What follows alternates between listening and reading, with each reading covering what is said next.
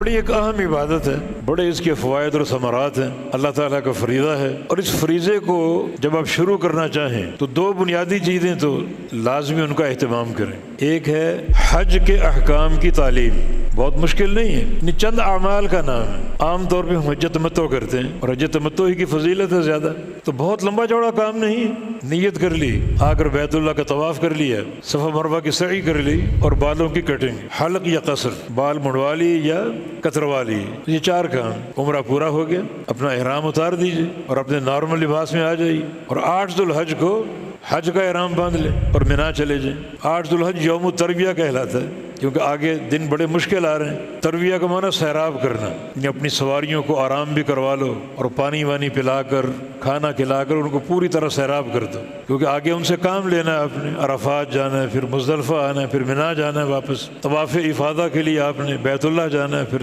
صفا مروہ کی سعی کرنی، تو سواریوں کو تیار کرو۔ یوم الترویہ ہے، 5 نمازیں وہاں ادا کرنی، ظہر، عصر، مغرب، عشاء اور اگلے دن کی فجر اپنے وقت پہ ادا کرنی، اور جو 4 رکعت والی نماز ان کی قصر کرنی، ظہر، عصر، عشاء ان کی قصر ہوگی، باقی نمازیں پوری ہیں، اپنے وقت پہ ادا ہوں گی، جمع نہیں ہوں گی۔ نبی علیہ السلام کی سنت یہی ہے۔ اور آگے 9 ذو الحج یوم عرفہ ہے، حج کا سب سے اہم رکن، الحج عرفہ، حج عرفہ کا نام ہے، عرفہ کا وقوف حج کا اہم رکن ہے۔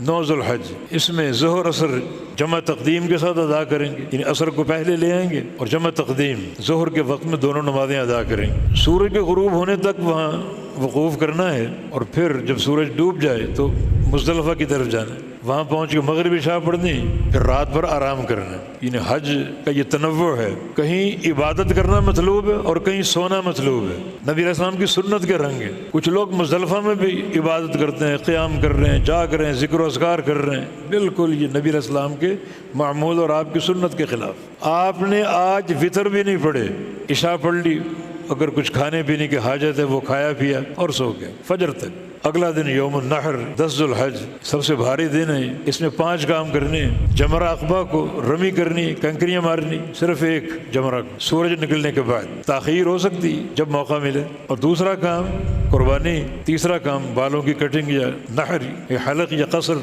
چوتھا کام طواف افاضہ جو حج کا رکن ہے، اور 5واں کام سعی۔ واپس آپ نے مینا آ جانا ہے، اور 3 دن یا 2 دن وہاں آپ نے گزارنے۔ 2 دن گزاریں گے وہ تقدیم ہے، 2 دن گزار کے آپ آ سکتے ہیں واپس، بس شرط یہ ہے کہ وہاں رات نہ ہو جائے۔ زوال کے بعد کنکریاں مارنی تینوں جمرات کو، پہلے دن پھر دوسرے دن، مزید قیام کرنا ہے تیسرے دن تو تیسرے دن کی کنکریاں، اور پھر واپسی۔ اور اگر 2 دن آپ رہنا چاہ رہے ہیں تو رات سے پہلے وہاں سے نکلنا پڑے گا، رات ہوگی تو پھر ٹھہرنا ضروری، اور یہ حج مکمل ہو گیا۔